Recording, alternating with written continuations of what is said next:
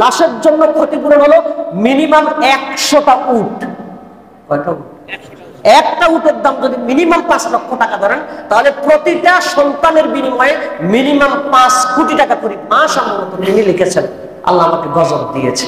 না, এটা গজব না, না এটা গজব না, আপনার জন্য গজব না, এটা পরীক্ষা। গজব তো হবে তার জন্য যে অপরাধ করে, আপনার সন্তান তো কোনো অপরাধ করে নাই, তাহলে এটা গজব হবে কেন? কথা কি বুঝে আসছে কিনা? এজন্য আমরা বিপদ আপদটাকে কি করব? ভালোভাবে উপলব্ধি করবো। আমি যদি এটা গজব বলি তাহলে দুইটা সমস্যা। একটা হলো আমি মানসিকভাবে অস্থির হয়ে যাব, মানুষে আমরা কোনো শান্তি পাবো না। দ্বিতীয়টা হলো আল্লাহ নারাজ হবে। আল্লাহ কি হবে? আল্লাহ বলবেন আমি তো তোর গজব দেই না, আমি তো তোমার পরীক্ষা করছি। আমি তোমার কি করছি?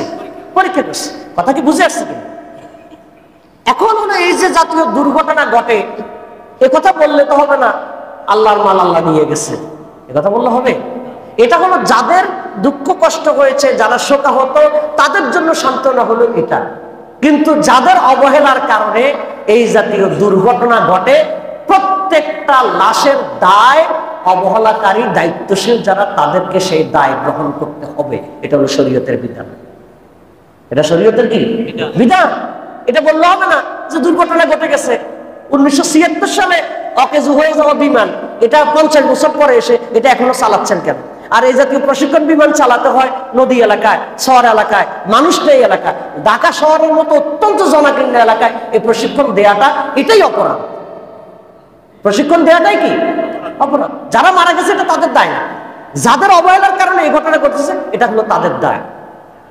ইসলামের শরীয়তের বিধান অনুযায়ী প্রতিটা লাশের জন্য দিয়ত দিতে হবে। কি দিতে হবে?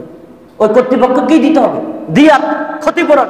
ক্ষতিপূরণটাকে একটা লাশের জন্য ক্ষতিপূরণ হলো মিনিমাম 100টা উট। কয়টা উট?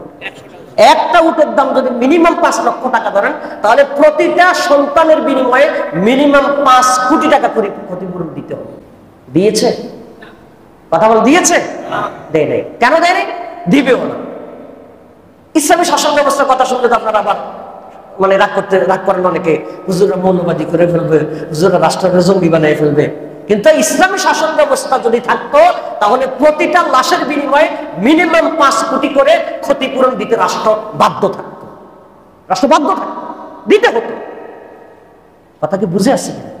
কারণ মানুষের জীবনের নিরাপত্তা গোটা পৃথিবী ধ্বংস হয়ে যাওয়ার চাইতে আল্লাহর কাছে একজন মানুষের নিরাপত্তার মূল্য বেশি। সুবহানাল্লাহ, এটা ইসলামের বক্তব্য। আল্লাহ তাআলা আমাদেরকে এগুলো বুঝার তৌফিক দান করুন। আল্লাহুম্মা আমিন। সুবহানাকা আল্লাহুম্মা ওয়া বিহামদিকা আশহাদু আল্লা ইলাহা ইল্লা আনতা আস্তাগফিরুকা ওয়া আতুবু ইলাইক। আসসালামু আলাইকুম ওয়া রাহমাতুল্লাহি ওয়া বারাকাতুহু।